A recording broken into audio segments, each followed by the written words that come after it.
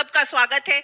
आप जानते हैं कि चुनावी सरगर्मी है और इस सरगर्मी में नेताओं के साथ खूब भीड़ इकट्ठा होती है। तो आज हमारे साथ खूब सारी भीड़ है इस मंच पे और साथ में हमारे साथ हैं समाजवादी पार्टी के लीडर और भूतपूर्व मुख्यमंत्री अखिलेश यादव जी। अखिलेश जी, आपका बहुत बहुत स्वागत है इस मंच पे। बहुत धन्यवाद आपका इस मंथन कार्यक्रम के लिए।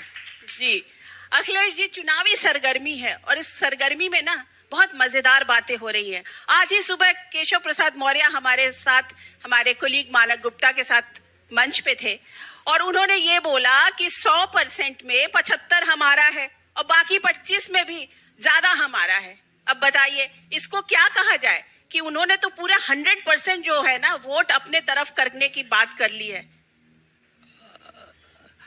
वो कह तो ठीक रहे हैं, 75 नहीं 90 बोलना चाहिए उनको, और वो इसलिए बोल रहे हैं वो खुद पिछड़ी जाति के आते हैं, तो उन्हें कहीं ना कहीं लगता होगा कि जो 90% आबादी है वो उनसे जुड़ना चाहती है।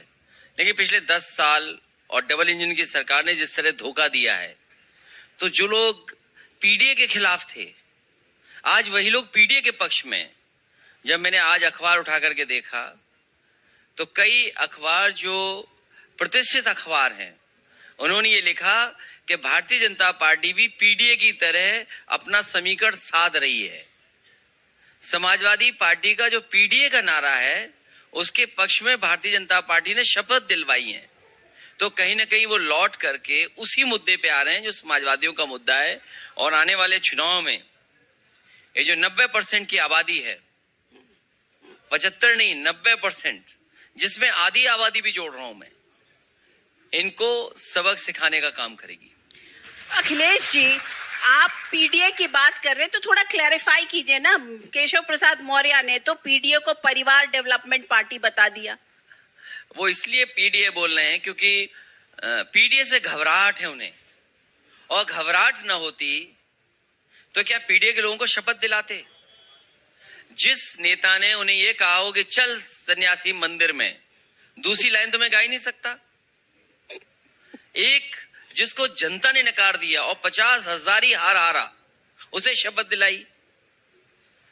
दलों को तोड़ रहे हैं, विधायकों को पैकेज दे रहे हैं। तो अगर पैकेज मिलेगा तो पैकेज क्यों दे रहे हैं आखिरकार? तो खुल के बोलिए ना, पैकेज क्या है? पैकेज सिक्योरिटी का है। आपके विधायकों को भी तो तोड़ा गया है।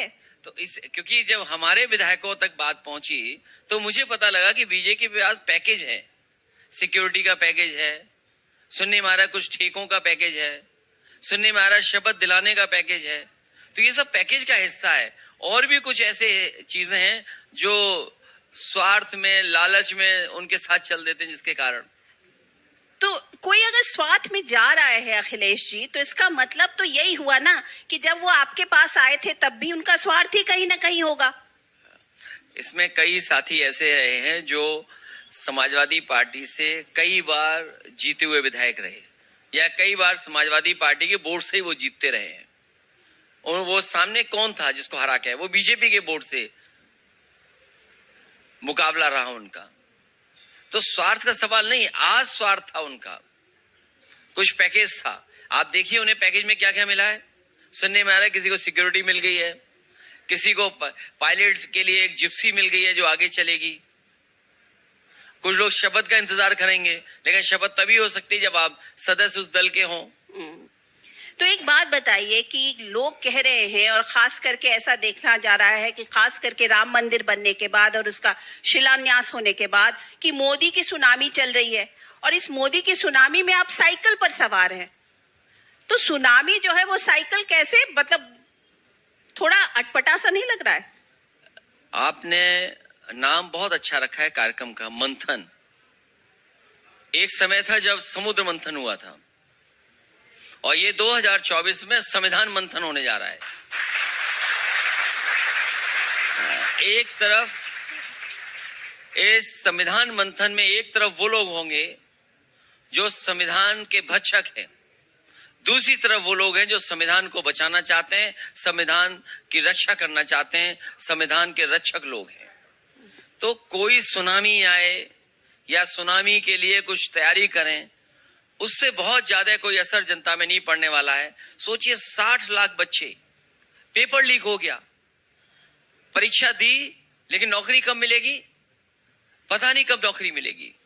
और अगर ये सुनामी बोल रहे हैं तो गणित समझ नहीं है बीजेपी के लोग कि 60 लाख बच्चे जिन्होंने परीक्षा लिखी थी और पेपर लीक के कारण उन्हें नौकरी रोजगार नहीं मिल रहा है, वो और उनके माता पिता, 3 अगर हम गुणा कर दें 60 से तो 60 into 3 is equal to 1 crore 80 lakh, और 1 करोड़ 80 लाख को अगर हम भाग दे दें 80 लोकसभा से तो 2,25,000 वोट तो उनके खिलाफ खड़ा हुआ है, और कोई एक पेपर लीक नहीं हुआ है।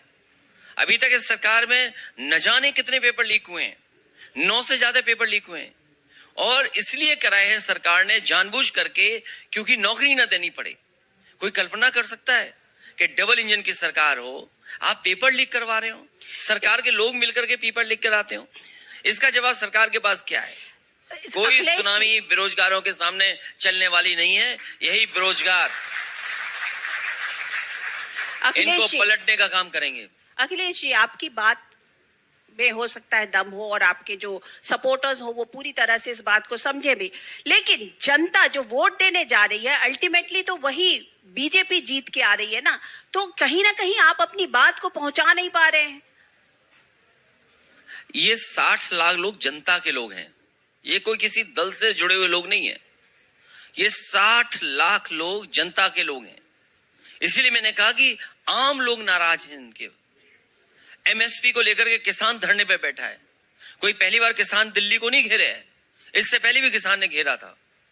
सोचिए 700 से ज्यादा किसानों की जान चली गई, शहीद हुए, सरकार ने नहीं सुना। लेकिन चुनाव आया, तीनों काले कानून वापस ले लिए उन्होंने। बेरोजगार एक तरफ, किसान एक तरफ, ये सरकार बचेगी कैसे?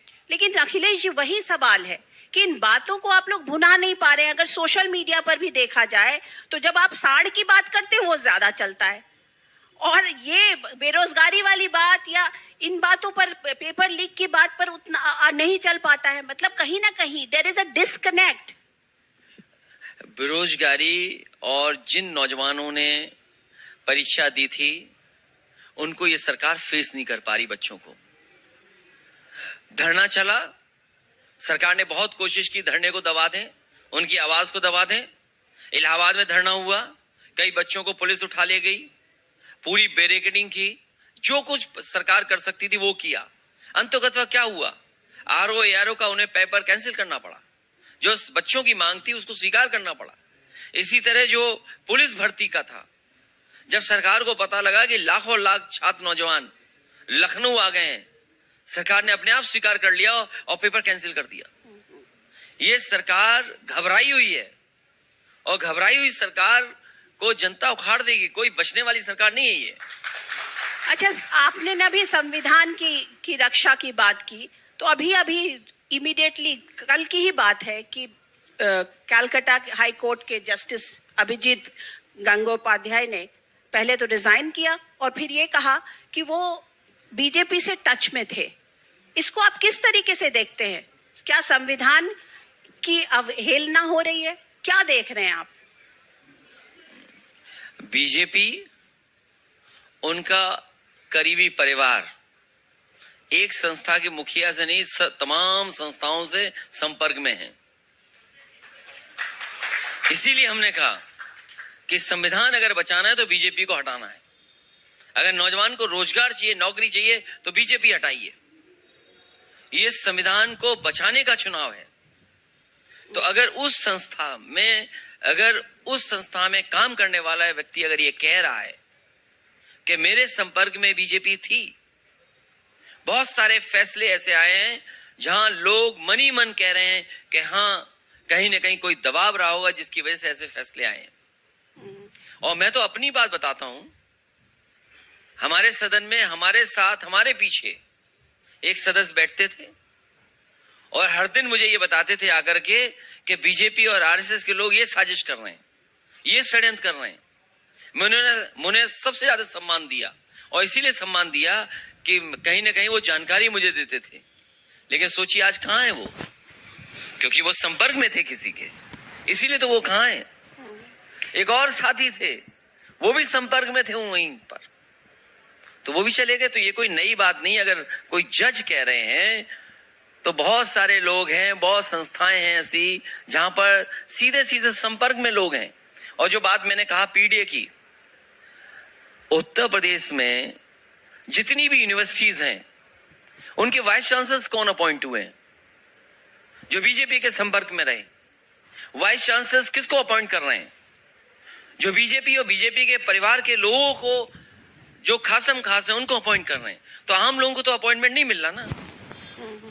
लेकिन इसी तरीके से देखा जाए तो अभी 6 तारीख को इलेक्टोरल बॉन्ड का भी देना था एसबीआई को, डिटेल्स देना था सुप्रीम कोर्ट को, उन्होंने टाइम मांग लिया। इसको आप किस तरीके से देख रहे हैं?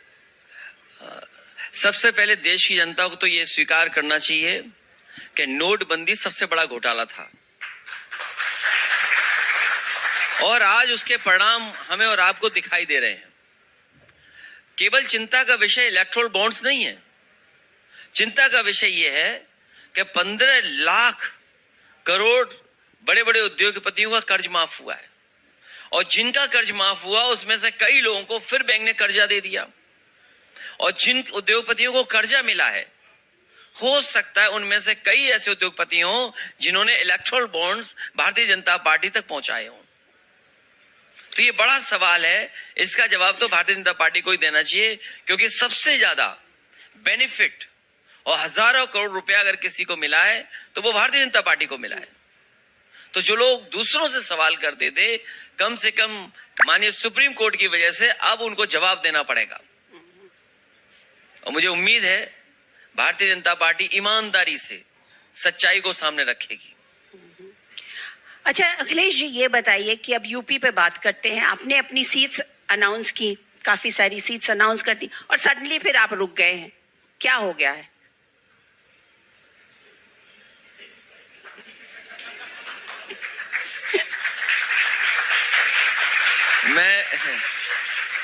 मैं अभी समझ नहीं पाया क्या पूछना चाहते हैं। मैं यही पूछना चाह रही हूँ कि आपके अलायंस का में क्या चल रहा है, में क्या है, किसी के लिए रोक के रखा हुआ है, कुछ क्या क्या हो रहा है, जरा खुल के बताइए यहाँ मंच पर। समाजवादियों ने हमेशा अलायंस बड़े मन से किया है और इस बार भी कांग्रेस पार्टी के साथ अलायंस बहुत बड़े मन से किया है। 17 सीटें वो लोग लड़ रहे हैं, बाकी सीटें समाजवादी पार्टी और समाजवादी पार्टी के साथ ही लड़ेंगे। मुझे उम्मीद है कि उत्तर प्रदेश से परिणाम अच्छा आएगा। असली देश की लड़ाई यूपी में होने जा रही। हालांकि पूरे देश में चुनाव होगा, देश में बहुत सारे दल हैं जो भारतीय जनता पार्टी को हटाना चाहते हैं, लेकिन जिस तरह की लड़ाई उत्तर प्रदेश में होने जा रही है वो आमने सामने की लड़ाई है और जो उत्तर प्रदेश जीतेगा वही देश का भविष्य बनेगा। और जो लोग 14 में आए थे, जो लोग 14 में आए थे वो 24 में चले जाएंगे। और कभी कभी हम लोगों ने सुना है लोगों से कि हिटलर का भी राज 10 साल रहा था, 10 साल से ज्यादा नहीं रहा था।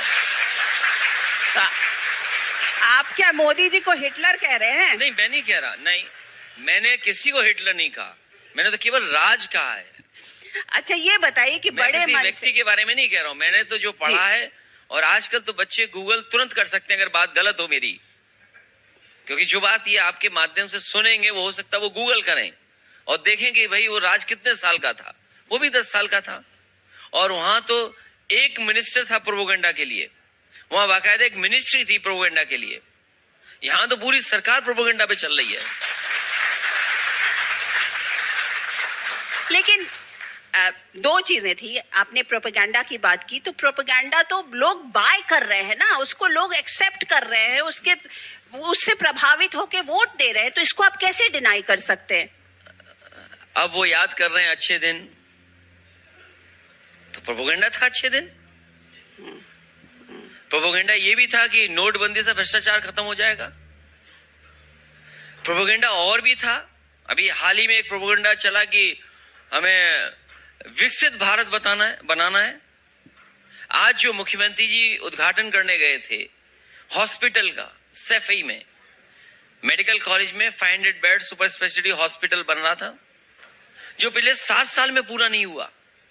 और सोचिए, देश की सबसे प्रतिष्ठित कंस्ट्रक्शन कंपनी वो उस हॉस्पिटल को बना रही थी, लेकिन सरकार आने के बाद उससे काम छीना, अपने लोगों को खुश करने के लिए अपने लोगों को ठेका दिया और केवल हॉस्पिटल के नाम पर केवल बिल्डिंग का उद्घाटन किया।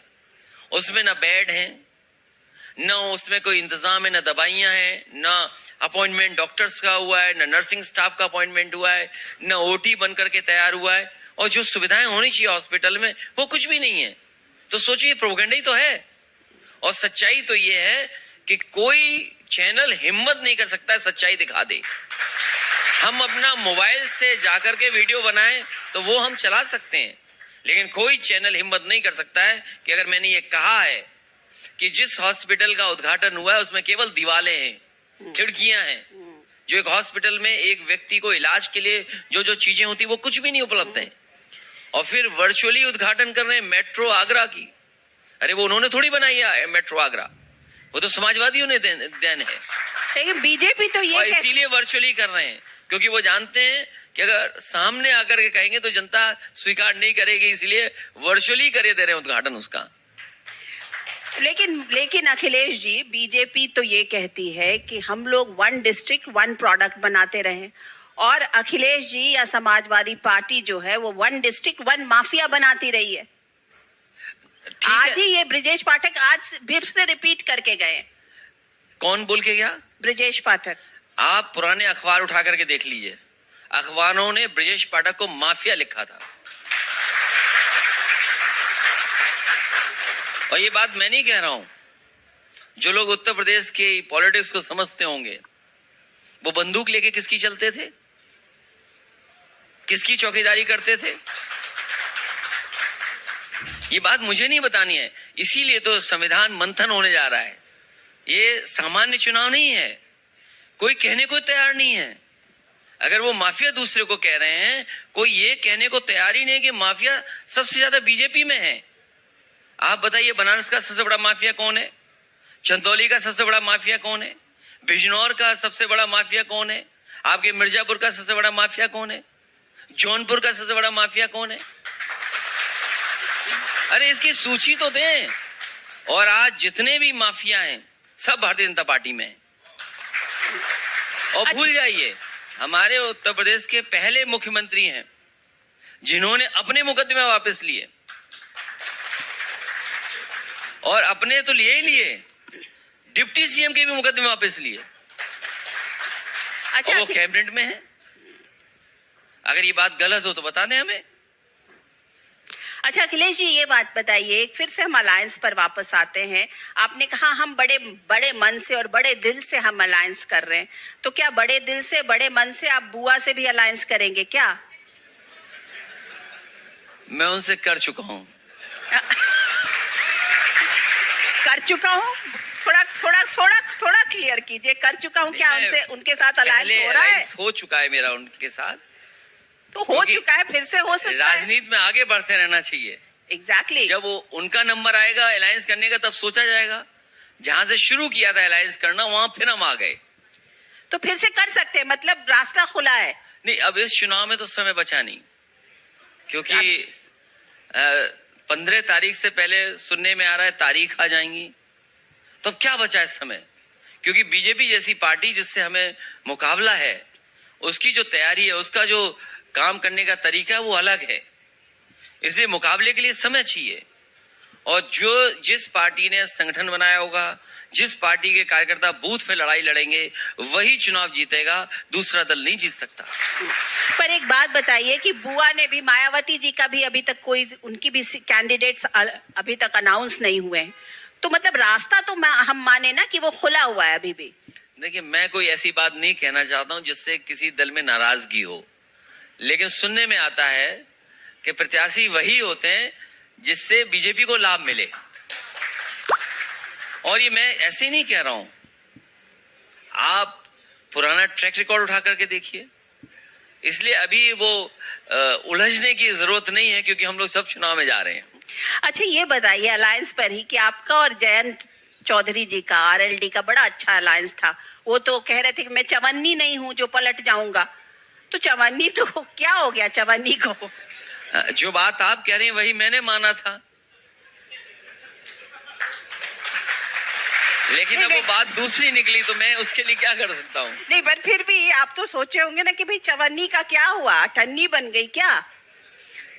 ये दिल्ली वाले लोग जो हैं ये बड़े कमाल के हैं, कब किसको कैसे मोड़ लें पता ही नहीं लगता है। ये सब दिल्ली वालों ने किया, दिल्ली वालों ने किया। सब सौदे दिल्ली में बैठ करके हुए। अच्छा, एक बात बताइए कि आपका तो कांग्रेस के साथ एक बार 2 लड़के साथ चले थे, फिर वो हट गए, फिर बिल्कुल ही जैसे रिश्ता कहते हैं वो कहीं ना कहीं बिल्कुल नीचे एब पर आ गया था। उसके बाद आप लोग फिर इंडी अलायंस में आए, इंडी अलायंस में भी फिर लगा कि रिश्ता जो है ऊपर नीचे हो रहा है, सीसॉ जैसे होता है ना वैसा चल रहा था। सडनली फिर कैसे रिश्ता बना है, इसके पीछे कौन है? देश और संविधान महत्वपूर्ण था और जो परिस्थितियां राजनीतिक थी इसमें जरूरी था कि इंडिया अलायंस बचा रहे, और मुझे खुशी इस बात की कि समाजवादियों ने इंडिया अलायंस को बचाया। मतलब इस अलायंस को आगे बढ़ाने के लिए समाजवादी पार्टी अपने आप को क्रेडिट दे रही है। जिस समय जिन्होंने बनाना शुरू किया था, जिसके कारण हम लोग सब एक साथ आए थे, नीतीश कुमार जी के कारण ही, और नीतीश कुमार जी ने ही जो रास्ता दिखाया था उनकी वजह से हम लोग सब साथ आए थे। जब वही दूर हो गए तो उस समय जिम्मेदारी समाजवादियों की बनी और समाजवादियों ने सबसे पहले कांग्रेस सीट का जो एडजस्टमेंट होना था सबसे पहले अनाउंस किया, और उसका परिणाम ये हुआ कि कम से कम और प्रदेशों में भी उनका अलायंस उसके बाद हो गया। एक बात बताइए कि अभी आप पटना गए थे, वहां पर महारैली थी, उस रैली में आपने परिवार की बात की और कहा कि, और उसके बाद लालू जी ने उस चीज को आगे बढ़ाया और उन्होंने कह दिया कि मोदी जी का तो परिवार ही नहीं है। अब देखिए मोदी जी लोगों ने, बीजेपी ने इतना उल्टा दांव चल दिया, पूरे देश को अपना परिवार बता रहे हैं, सबके ट्विटर हैंडल को देख लीजिए, मोदी का परिवार लिख रहे हैं। अरे ये कौन सी नई बात बता रहे हैं? हम सब देश के लोग एक परिवार है, ये कोई पहली बार हम स्वीकार कर रहे हैं? अरे हम सब एक हैं, सब परिवार एक है।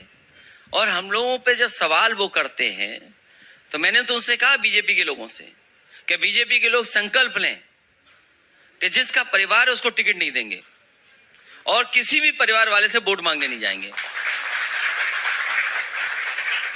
ये सब नया तरीका अपनाया हुआ है।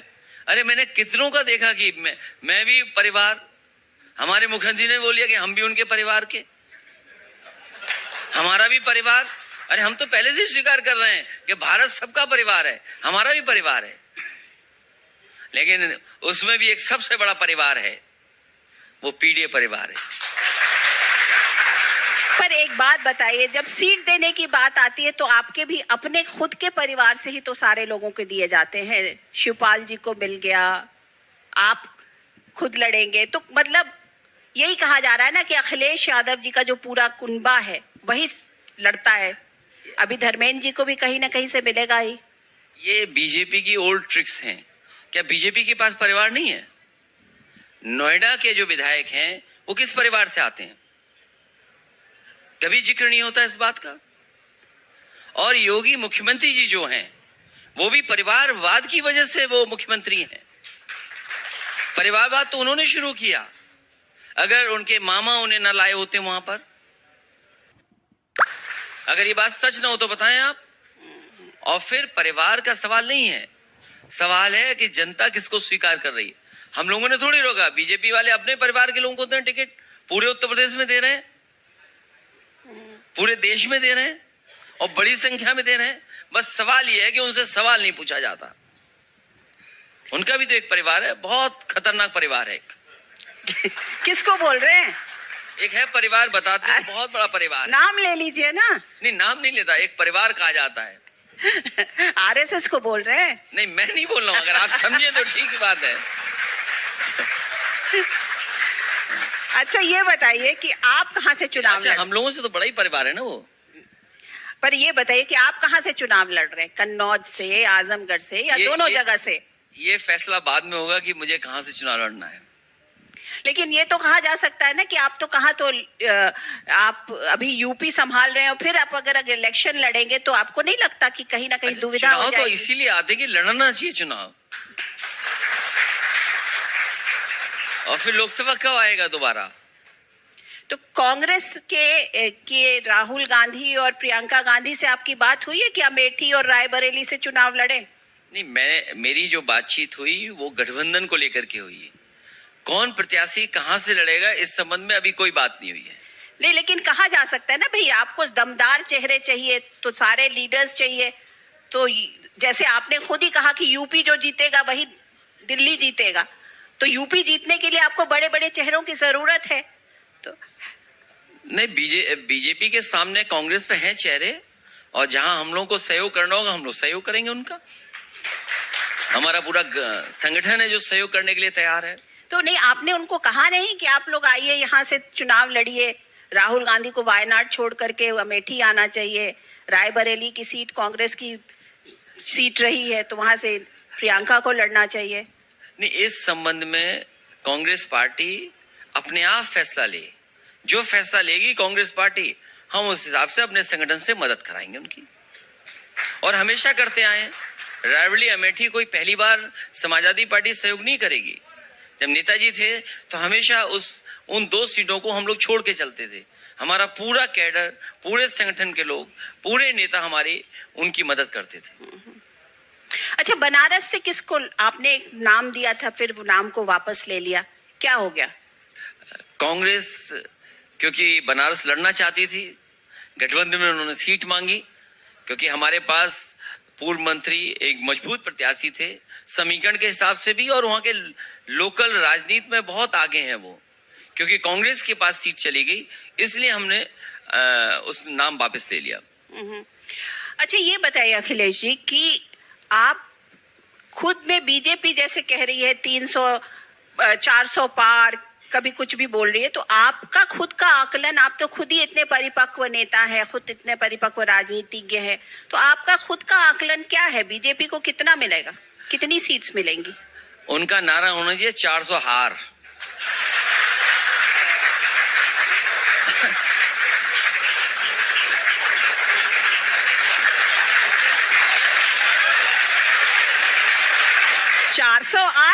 ये थोड़ा क्लियर कीजिए, 400 आर क्या? 400 हार इसलिए कि उन्हें हर नेता चाहिए अपनी पार्टी में। महाराष्ट्र में देखिए कितने नेताओं को अपनी पार्टी में शामिल कर लिया। आप पे अपने पास नेता ही नहीं है, आप पे अपने लीडर्स ही नहीं है। आप सोचिए किस किस के घर जा रहे हैं आप, किस किस को तोड़ रहे हैं यूपी में। जो समाजवादियों के साथ गठबंधन में थे उनको तोड़ करके आप अपने साथ जोड़ रहे हैं। तो ये दिखाता है कि भारतीय जनता पार्टी बहुत कमजोर है। अगर कमजोर नहीं होती तो इतने दलों को क्यों जोड़ने की जरूरत थी अभी? अगर अपनी ताकत से वो लड़ते और डबल इंजन का इतना वो उनको इस तरह का था माहौल कि डबल इंजन से वो जीत सकते हैं, तो क्या जरूरत थी और दलों को तोड़ने की? तो इसलिए मेरा मानना है कि भारतीय जनता पार्टी इस समय बहुत कमजोर दल दिखाई दे रहा है मुझे। ये आपको नहीं लगता कि थोड़ा ज्यादा बड़बोलापन है, कमजोर दल दिखाई पड़ रहा है? अगर कमजोर नहीं थे तो आप गठबंधन तोड़ क्यों रहे हो? दूसरे गठबंधन क्यों तोड़ रहे हैं आप? कर्नाटक में आपने दल को तोड़ा, वो गठबंधन में किसी और पार्टी के साथ था, आज आपके साथ है। यूपी में आप देख लीजिए किसके साथ चुनाव लड़े थे, आप अपने साथ जोड़ रहे हैं। आप बिहार का हालत देख लीजिए। आप नीतीश कुमार जी जो गठबंधन बनाने वाले थे, तो बीजेपी को पता था इस बात का कि अगर नीतीश कुमार जी दूसरों के साथ रहेंगे तो भारतीय जनता पार्टी का खाता नहीं खुलेगा, तो उन्होंने न जाने क्या क्या स्वीकार किया होगा। लेकिन फिर ये तो आप लोगों की गलती थी ना कि आपने नीतीश कुमार को फिर संयोजक बनाने की सोच रहे थे, फिर आप लोग नहीं उन समझ पाए ना बीजेपी की राजनीति को। नहीं, हमारी राजनीति नहीं दूसरे लोग समझ पाए, हम उन्हें प्रधानमंत्री बनाना चाहते थे। अब देखिए बीजेपी उन्हें मुख्यमंत्री से रिटायर कर देगी, लेकिन हम लोग प्रधानमंत्री बनाना चाहते थे और वो मुख्यमंत्री से रिटायर हो जाएंगे। अच्छा, एक बात बताइए कि ऑन अ सीरियस नोट, जिस तरीके से पार्टीज को बीजेपी ने डिवाइड किया, तोड़ा। महाराष्ट्र का एग्जाम्पल ले लीजिए, शिवसेना को जिस तरीके से उन्होंने तोड़ा, फिर उस पार्टी को पूरे कब्जे में ले लिया। तो आपको भी डर लगता है क्या कि आपकी समाजवादी पार्टी पर भी इसी तरीके का हमला हो सकता है? समाजवादी लोग डरने वाले नहीं हैं, और हम तो आपके माध्यम से कहते हैं जिसको जाना जाए अब, कि अब तो जनता चुनाव लड़ाएगी, जनता नहीं जाने वाली। ऐसे जितने लोग गए हैं उनको जनता सबक सिखाएगी इस बार। लेकिन बीजेपी का जो बैंडविड्थ है वो बहुत बड़ा है, चाहे वो चर्चा हो, पर्चा हो, खर्चा हो, सब में बहुत बड़ा है। ये नेताजी का ही शब्द होता था कि चुनाव के लिए 3 चीजों की बहुत जरूरत होती है, पर्चा, खर्चा और चर्चा। वो तीनों में वो बहुत आगे हैं। तो इसको आप लोग कैसे, इस ऑनस्लॉट को कैसे झेलेंगे, इसको कैसे, इसका मुकाबला करेंगे? जिस तरह से भारतीय जनता पार्टी ने निराश किया किसानों को, एमएसपी की मांग कोई नई नहीं है। किसान मांग करने को उन्हें एमएसपी दी जाए और कानूनी अधिकार मिले उसको। बीजेपी घबरा रही है। स्वामीनाथन जी को भारत रत्न दे दिया, चौधरी चरण सिंह जी को भारत रत्न दे दिया, इसीलिए कि कम से कम किसानों के बीच जा सकें। ये जो बड़ी लंबी कतार दिखाई दे रही बेरोजगारों की, और सोचिए कितना एक्सप्लॉइट कर रहे हैं बेरोजगारी को, कितना एक्सप्लॉइट कर रहे हैं गरीबों को भारतीय जनता पार्टी के लोग। उन्हें कहां जाना पड़ रहा है? नौकरी के लिए रशिया जाना पड़ रहा है, वॉर जोन में भेजा जा रहा है उन्हें। आपके तमाम नौजवान लाइन में लग करके इजराइल जा रहे हैं। सोचिए इससे ज्यादा कमजोर और क्या दल हो सकता है कि जो भारत में नौकरी न दे पाए। और हम तो उत्तर प्रदेश की बात करते हैं जहां इन्वेस्टमेंट मीट की गई, कोई एक इन्वेस्टमेंट मीट नहीं हुई। यूपी में लगातार इन्वेस्टमेंट मीट हुई, एक हुई, देश के उद्योगपति आए वहां पे, डिफेंस को लेकर के उन्होंने बहुत बड़ा कार्यक्रम किया कि डिफेंस इन्वेस्टमेंट आएगा। क्या आया? जमीन पर क्या पहुंचा? अभी ग्राउंड। लेकिन अगर यूपी, उत्तर प्रदेश की बात करें तो अगर महिलाओं से बात करें, लोगों से बात करें, तो एक सुरक्षा की भावना उनको दिखती है। एक उनको ये दिखता है कि डेवलपमेंट हो रहा है, सड़कें बन रही हैं, इंफ्रास्ट्रक्चर में ग्रोथ हो रहा है। तो ये चीज तो है ना, इसको कैसे कोई डिनाई कर सकता है? हम अगर उदाहरण ही ले लें इंफ्रास्ट्रक्चर का, कोई एक एक्सप्रेसवे उत्तर प्रदेश में भारत सरकार से आया हो तो बता दें हमें आप। जिस प्रदेश ने सबसे ज्यादा लोकसभा के सांसद जिताए हो, जिस प्रदेश ने प्रधानमंत्री दिया हो, लेकिन दिल्ली से एक भी एक्सप्रेसवे उत्तर प्रदेश को नहीं मिला। जो एक्सप्रेसवे बन भी रहे वो अपने संसाधन से उत्तर प्रदेश बना रहा है। जो बने हैं कहीं ना कहीं समाजवादियों का अलाइनमेंट था, जिसकी वजह से आज वो काम कर रहे हैं, आगे बढ़ रहा है। तो उत्तर प्रदेश की भी सरकार अगर बना रही है तो डबल इंजन की सरकार है ना, फिर वो बना पा रही है। वही तो मैं जानना चाहता हूं कि भारत सरकार ने कौन सा एक्सप्रेसवे दिया है। भाई यूपी के अपने संसाधन से बन रहा है मान लीजिए, और वो भी अपने एक उद्योगपति को खुश करने के लिए उसको पैकेज बना दिया, उसको दे दिया आपने। आप ये तो एक भी पावर प्लांट बनाया हो तो बता दें। एक पावर प्लांट, कौन सा नया पावर प्लांट भारत सरकार ने उत्तर प्रदेश को दे दिया? जो पिछली बार दिए थे वही है, एक भी नहीं दिया। कौन सी नई मेट्रो उत्तर प्रदेश में आ गई? नोएडा को दिल्ली जोड़ने वाली, ये समाजवादियों की देन है। नोएडा से ग्रेटर नोएडा जोड़ने वाली समाजवादियों की देन है। आगरा में जो वर्चुअली उद्घाटन हुआ समाजवादियों की देन है। लखनऊ में जो मेट्रो चल रही समाजवादियों की देन है। कानपुर में जो मेट्रो चल रही वो समाजवादियों की देन है। इनसे हम जानना चाहते हैं, भारतीय जनता पार्टी बताए कि 10 साल दिल्ली के और उत्तर प्रदेश के 7 साल में किस शहर में मेट्रो लेकर के आए? क्या प्रधानमंत्री जी के क्षेत्र में मेट्रो आ गई? क्या मुख्यमंत्री जी के क्षेत्र में मेट्रो आ गई? मुख्यमंत्री ने कहा कि हम लाएंगे मेट्रो गोरखपुर में। क्या 7 साल में मेट्रो आ गई वहां? और मैं आपसे आज दावा करके जा रहा हूं, अभी बरसात आएगी, मेट्रो तो नहीं चलेगी वहां, लोगों को नाव में चलना पड़ेगा वहां पर, क्योंकि वो अभी तक नाला नहीं बना पाए अपने गोरखपुर में। अच्छा ये बताइए कि अभी थोड़े दिन पहले मोहन यादव जी मध्य प्रदेश के मुख्यमंत्री बने हैं। वो आजकल उत्तर प्रदेश का बहुत दौरा कर रहे हैं, और दौरा भी कर रहे हैं और जोर जोर से बोल रहे हैं कि ये देखिए क्या हुआ है, भारतीय जनता पार्टी में आइए, ये हम वैसा यादव कौन जिसने डंडा ना उठाया हो, ऐसा यादव कौन जिसने धैर्य से लोगों का सामना न किया। मतलब बहुत सारी बातें वो कह रहे हैं, और सडनली उनको भारतीय जनता पार्टी यादवों का बड़ा नेता करार कर रही है और इसमें कोई शक नहीं है, क्योंकि उन्होंने जो बोला वो सही है कि मैं ऐसे गांव से आता हूं जहां पर 500 भी यादव नहीं थे, लेकिन फिर भी मुझे मुख्यमंत्री बना दिया। तो चैलेंज लग रहा है आपको क्या? वो जो भाषण दे रहे थे वो इसलिए दे रहे थे कि वहां पर यादव आए ही नहीं थे।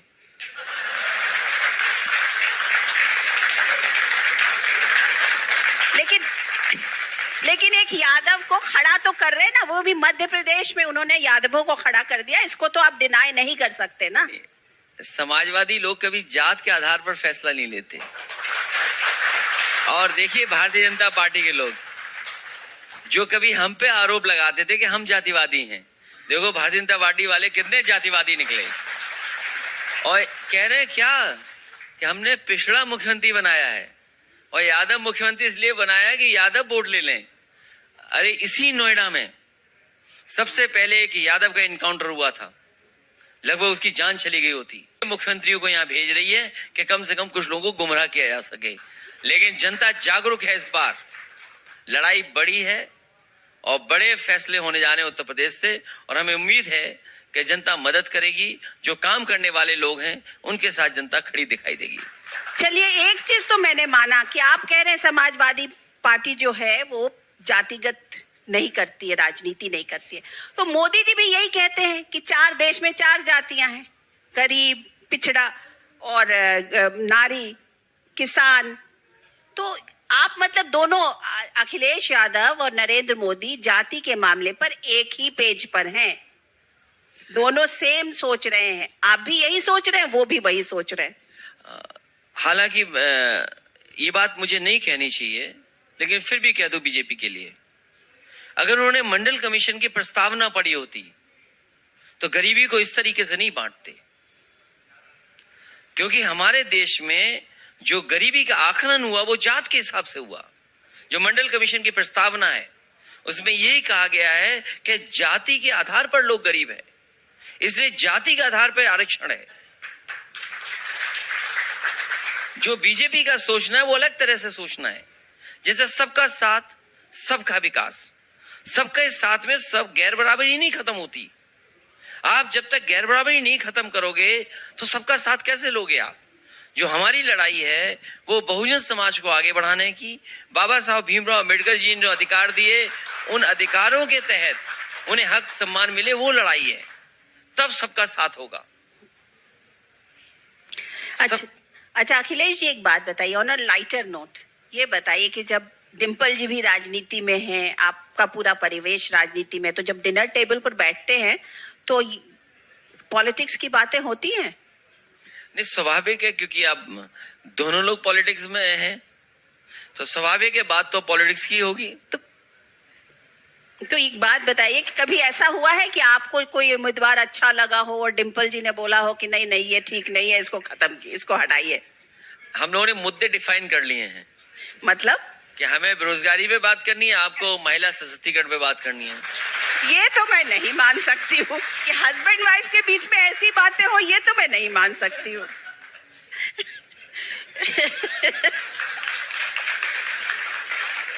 हाँ, मैं ये समझना चाह रही हूँ, मैं इसको इसलिए पूछ रही थी क्योंकि जैसे धर्मेंद्र यादव जी का नाम आया था, फिर वो नाम हट गया वहां से, तो इसलिए मैं ये पूछना चाह रही हूँ कि क्या था, मतलब क्यों ऐसा क्यों हुआ? धर्मेंद्र जी का नाम आया था, धर्मेंद्र यादव जी का, फिर वहां से शिवपाल जी का आ गया, क्या बात रही? एक जगह हम लोगों ने मजबूत प्रत्याशी दिया है, दूसरी जगह भी मजबूत प्रत्याशी देंगे। चाचा सीनियर लीडर है, मजबूत प्रत्याशी हैं। धर्मेंद्र कई बार सांसद रह चुके, वो भी मजबूत प्रत्याशी हैं। तो एक लोकसभा में एक मजबूत प्रत्याशी, दूसरी लोकसभा में दूसरा मजबूत प्रत्याशी। ये तो हमारी रणनीति का हिस्सा है तो हमें किसको कहां से लड़ाना है। तो अगर मजबूत प्रत्याशी है तो क्या माना जाए कि धर्मेंद्र जी को फिर टिकट मिलेगा कहीं से? नहीं, चाचा क्योंकि पहली बार लोकसभा लड़ने जा रहे हैं तो इसलिए उनके लिए सेफ कॉन्स्टिट्यूएंसी हो। धर्मेंद्र क्योंकि कई बार सांसद रह चुके हैं तो उन्हें और सेफ कॉन्स्टिट्यूएंसी मिलनी चाहिए। आपने धीरे से पतली गली आप हो गए हैं, क्लियर कट बताइए ना। ये बहुत जल्दी जब सूची आएगी तो सबके नाम आपको दिखाई देंगे कौन कहां से चुनाव लड़ रहा है। चलिए, अच्छा, आप एक बात बताइए कि आपकी जो बेटी है वो भी आजकल सोशल मीडिया पर काफी एक्टिव है, तो क्या वो राजनीति में कदम रख रही हैं? क्योंकि आजकल तो युवाओं की बात हो रही है ना। दरअसल वो जितने भी अकाउंट है सब फर्जी हैं मेरे बच्चों के। अच्छा। मैं कई बार एफआईआर लिखा चुका हूँ, बीजेपी वाले बंद ही नहीं होने देते हैं। कुछ अकाउंट तो बीजेपी वाले चलवा रहे हैं। नहीं, पर मैं 42 या कितने अकाउंट्स थे, सब पे एफआईआर लिखवाई है मैंने, और अभी तक कार्रवाई नहीं हुई। सोचिए, अगर आप योगी और प्रधानमंत्री जी के खिलाफ लिख दोगे कुछ, कल कार्रवाई हो जाएगी, पुलिस आ जाएगी अभी तुरंत।